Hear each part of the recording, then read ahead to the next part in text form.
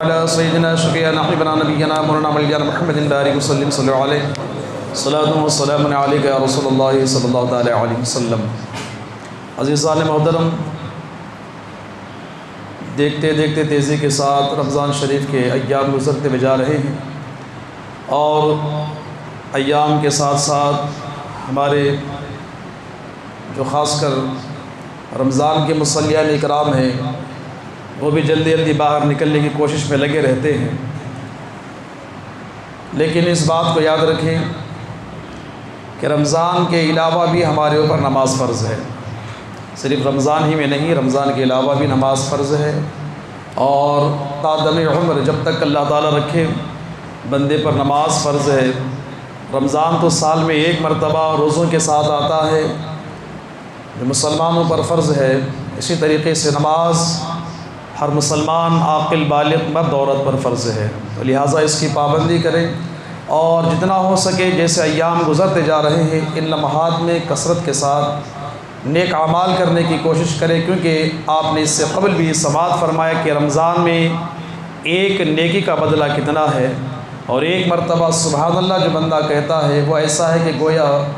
دوسرے ایام میں یعنی رمضان کے علاوہ اس نے 1,00,000 مرتبہ سبحان اللہ کہا۔ اتنا ثواب رمضان شریف میں ہے۔ تو ہم لوگوں کا معمول یہ ہوتا ہے کہ جیسے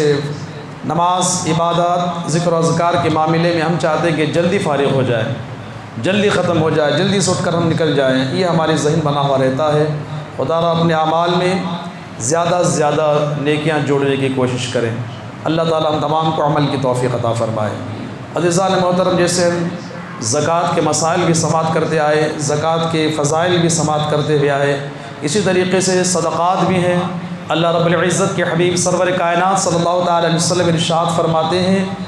تم خرچ کرنے میں بخل نہ کرو، یعنی کسی غریب یا فقیر یا اپنے گھر والوں پر خرچ کرنے میں بخل نہ کرو۔ جو بندہ جتنا خرچ کرتا ہے بخل نہیں کرتا، اللہ رب العزت اسے اتنا ہی عطا فرماتا ہے۔ اور یہ بھی فرمایا گیا ہے کہ جب بندہ اپنے ہاتھ کو روک لیتا ہے خرچ کرنے سے، تو فرمایا گیا کہ اس کے اوپر بھی اسی طریقے سے جو اللہ کی طرف سے جو رحمتیں برکتیں ملتی ہیں وہ بھی رک جاتی ہیں۔ جب بندہ یہاں روک لیتا ہے اپنے ہاتھ کو تو وہاں سے وہ رک جاتا ہے۔ تو جیسے بندہ غربا پر، فقیروں پر یا اپنے گھر والوں پر خرچ کرتا ہے تو اللہ رب العزت اسے عطا فرما دیتا ہے۔ تو ایسے ہی بہت سے ایسے اعمال ہیں کہ جس کے متعلق فرمایا گیا کہ اللہ کے حبیب صلی اللہ علیہ وسلم ان چیزوں میں پہل کیا کرو، جیسے صدقہ دینا، سلام کرنا، اور دیگر دوسرے ایسے چیزیں ہیں کہ غریبوں کو کھانا کھلانا، ان چیزوں میں پہل کیا کرو۔ تو آج میں آپ کو سلام کے متعلق آپ کو حدیث مبارکہ کی روشنی میں بتاؤں کہ انشاءاللہ تعالیٰ کہ یہ بھی ہماری زندگی کے اندر یہ چیز اگر پیدا ہو گئی کہ جب بندہ سلام کرنے میں پہل کرنا شروع ہو جاتا ہے تو معلوم ہوتا ہے کہ اس بندے کے دل میں کوئی چیز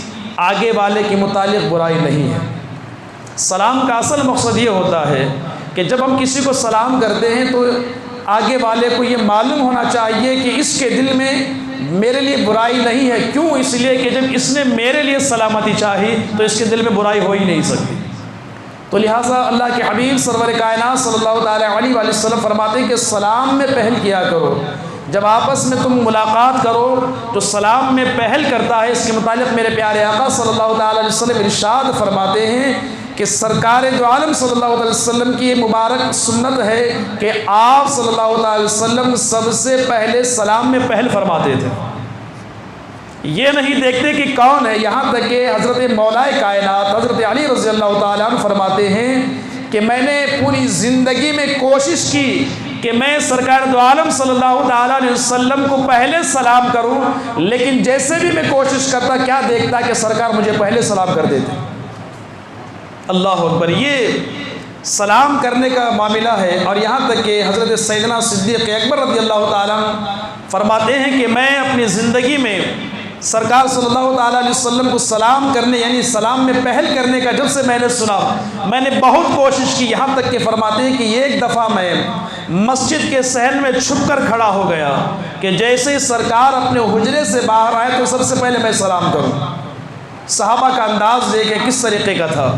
یہاں تک کہ سرکار اپنے حجر مبارک سے باہر تشریف لائے تو ابھی سیدنا صدیق اکبر رضی اللہ تعالیٰ عنہ جہاں چھپ کر کھڑے ہوئے تھے کہ سلام کریں، ابھی وہ سلام کرنے ہی والے تھے کہ اللہ کے رسول صلی اللہ تعالیٰ علیہ وسلم نے پہل کی اور سلام کر دیا۔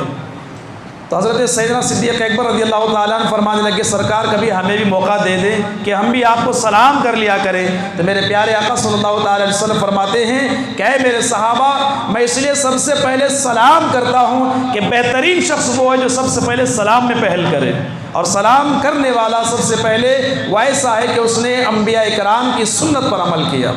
عزیزان محترم، سلام کرنا یہ ایک دوسرے کو دعا دینا ہے، ایک دوسرے کی سلامتی چاہنا ہے، اور اسی طریقے سے پیارے آقا صلی اللہ علیہ وسلم کی حدیث سے مبارکہ ہے کہ ہم قربان جائیں سرکار کی سنتوں پر کہ فرماتے ہیں کہ جب دو مسلمان آپس میں سلام کرتے ہیں اور سلام کرنے کے بعد دونوں آپس میں مصافحہ کرتے ہیں، جب مصافحہ کرنے کے بعد خشوع خضوع کے ساتھ، محبت کے ساتھ جب دونوں مصافحہ کرتے ہیں اور دونوں کے ہاتھ جب مصافحہ سے جدا ہوتے ہیں تو میرے پیارے آقا فرماتے ہیں کہ ان دونوں کے ہاتھ جدا ہونے سے پہلے اللہ تعالیٰ ان کی مغفرت فرما دیتا ہے۔ کس قدر رب تبارک و تعالیٰ نے ہم پر کرم فرمایا کہ ہم ایک دوسرے سے محبت کرتے ہیں، ہم ایک دوسرے کو سلام کرتے ہیں، تو رب کی رحمت کتنی جوش میں آتی ہے کہ ہم مصافحہ کریں رب خوش ہو رہا ہے، ہم مصافحہ کریں مغفرت ہو رہی ہے، ہم مصافحہ کریں رب کی رحمت جوش میں آ کر ایسے مغفرت کرتی ہے۔ میرے آقا فرماتے ہیں کہ ابھی ان کے ہاتھ دونوں جدا نہیں ہو پاتے، اللہ ان کی دونوں کی مغفرت کر دیتا ہے۔ تو کتنا بڑا کرم ہے۔ عمل چھوٹا ہے، دیکھنے میں عمل بظاہر چھوٹا نظر آتا ہے، لیکن جب بندہ ایک مسلمان دوسرے مسلمان کو دیکھ کر مسکراتا ہے تو اس کے متعلق پیارے آقا فرماتے ہیں کہ دیکھ کر ایک مسلمان دوسرے مسلمان کو مسکرانا یہ بھی صدقہ ہے۔ اور عزیزان محترم، میرے پیارے آقا فرماتے ہیں کہ جب بندہ گھر میں داخل ہو تو سلام کر لیا کرے۔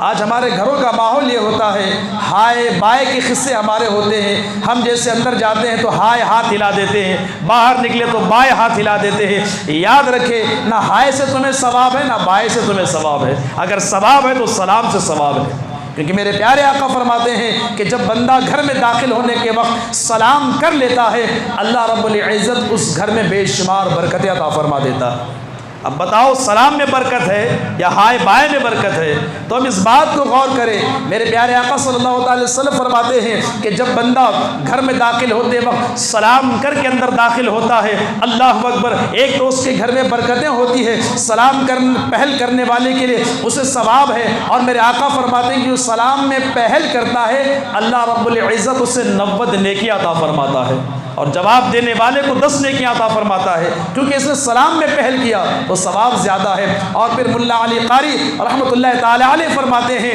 کہ جب بھی تم اپنے گھر میں داخل ہو اور اگر کوئی نہ ملے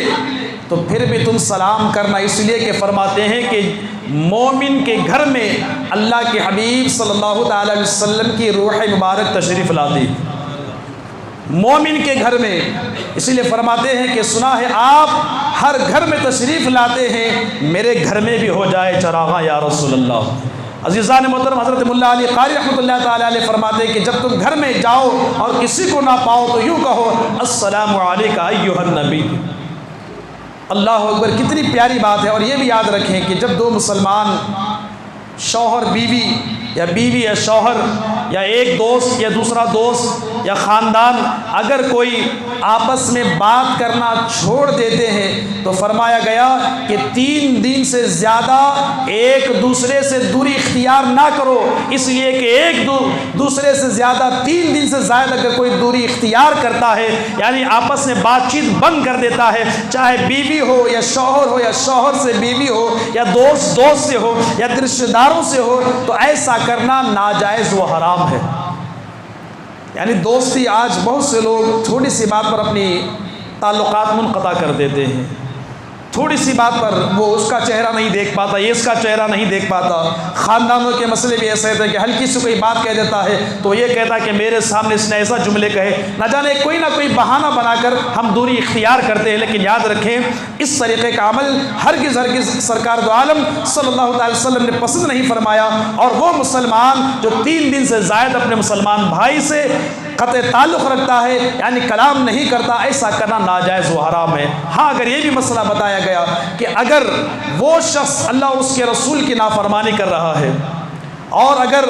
کوئی ایسا عمل ہے جو خلاف سنت کام کر رہا ہے، اس کو معلوم کرانے کے لیے کہ میں تجھے سلام کیوں نہیں کر رہا ہوں، اس وجہ سے سلام اگر بند کرے کیونکہ وہ شریعت کے خلاف کام کر رہا ہے، سنت کے خلاف کام کر رہا ہے، اللہ اور اس کے رسول کو ناراض کرنے کے کام کر رہا ہے، تو اس سے سلام بند کرنا اس وجہ سے تاکہ اسے عبرت ہو، تاکہ معلوم ہو کہ میں برا عمل کر رہا ہوں، اس وجہ سے یہ مجھ سے سلام نہیں کر رہا ہے، تو ایسی صورت میں تمہیں کہا گیا کہ ایسی صورت میں اختیار ہے کہ تم اس سے سلام کرو یا نہ کرو۔ تو لہٰذا اسی طریقے سے ایک شخص نے جب اس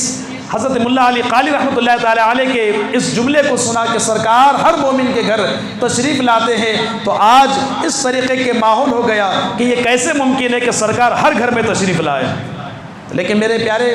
یاد رکھیں، اللہ کے حبیب سرور کائنات صلی اللہ علیہ وسلم کو اللہ نے وہ طاقت عطا فرمائی ہے کہ ایک وقت میرے آقا صلی اللہ علیہ وسلم ہر مومن کے گھر میں بھی ہوتے ہیں، اور جتنے مومن مسلمان اس دنیا میں انتقال کرتے ہیں ان کی ہر قبر میں بھی تشریف لاتے ہیں۔ عزیزان محترم، اس بات کو حضرت شاہ مینا رحمۃ اللہ تعالی علیہ نے عمل کر کے دکھا دیا کہ اسی طریقے سے لکھنؤ میں ایک پولیس افسر جو ہے اپنے کئی سپاہیوں کے ساتھ ان کی بارگاہ میں حاضر ہوا اور حاضر ہو کر کہنے لگا کہ آپ کے نبی جو ہیں ان کے متعلق اس طریقے کا فرمایا گیا ہے کہ آپ کے نبی بیک وقت ہر جگہ ہوتے ہیں، یہ کیسے ممکن ہے کہ آدمی ایک ہو اور ہر جگہ ہو؟ تو حضرت شاہ مینا رحمۃ اللہ تعالی علیہ نے فرمایا کیا تجھے ہمارے نبی پر کوئی ڈاؤٹ ہے؟ کہا ہاں، کہ ایک نبی سب جگہ کیسے ہو سکتے ہیں؟ اللہ اکبر، نبی کا غلام ہے اور وہ اس نے ایسا عمل کر کے دکھایا ہے کہ تا قیامت تک وہ عمل سب کے لیے ایک عبرت بھی ہے اور درس بھی ہے۔ حضرت شاہ مینا رحمۃ اللہ تعالی علیہ فرماتے ہیں کہ جس نبی کی بات تو کرتا ہے کہ وہ نبی ہر جگہ موجود ہوتے ہیں اور ہر جگہ اپنے آپ تشریف لاتے ہیں، تو آپ نے فرمایا کہ میرے آگے جو ایک درخت ہے پیپل کا، اس درخت کے پتوں کو تھوڑا غور سے دیکھنا۔ عزیزان محترم، افسر جو انگریز تھا جاتا ہے پیپل کے درخت کو غور سے اس کے پتوں کو دیکھتا ہے تو کیا دیکھتا ہے کہ پیپل کے ہر پتے پر حضرت شاہ مینا بیٹھے ہوئے نظر آتے ہیں، ہر پتے پر حضرت شاہ مینا رحمۃ اللہ تعالی علیہ آپ بیٹھے ہوئے تشریف فرما ہوئے، قرآن کی تلاوت جو آپ وہاں کر رہے تھے اسی طریقے سے ہر پتے پر آپ نظر آتے ہیں۔ تو یہ دیکھ کر کہتا ہے کہ یہ کیسے ممکن ہے کہ ایک وقت میں آپ یہاں پر بھی ہیں اور ان پتوں پر بھی ہیں؟ تو آپ فرماتے ہیں دیکھ لے، میں نے صرف تجھے بتایا کہ جب غلام کا یہ حال ہے تو پھر میرے نبی کا عالم کیا ہوگا،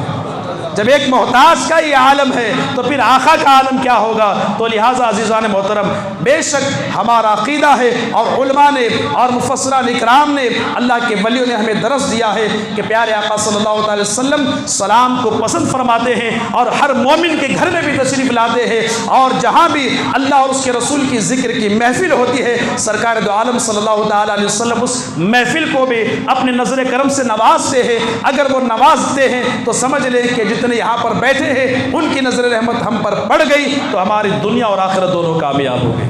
تو لہٰذا سلام میں پہل کریں، یہ نہ دیکھیں کہ چھوٹا کون ہے، یہ نہ دیکھیں کہ بڑا کون ہے، کیونکہ میرے آقا کی سنت ہے کہ جب بھی آپ گلی سے گزرتے تو مدینہ شریف کے چھوٹے چھوٹے بچوں کو بھی آپ سلام کیا کرتے تھے۔ تو لہٰذا سلام میں پہل کریں، بے شمار اس میں برکتیں اللہ نے رکھی ہے۔ اللہ تعالی ہم تمام کو سننے سے زیادہ عمل کرنے کی توفیق رفیق عطا فرمائے۔ اور اسی طریقے سے حضرات سے گزارش یہ ہے کہ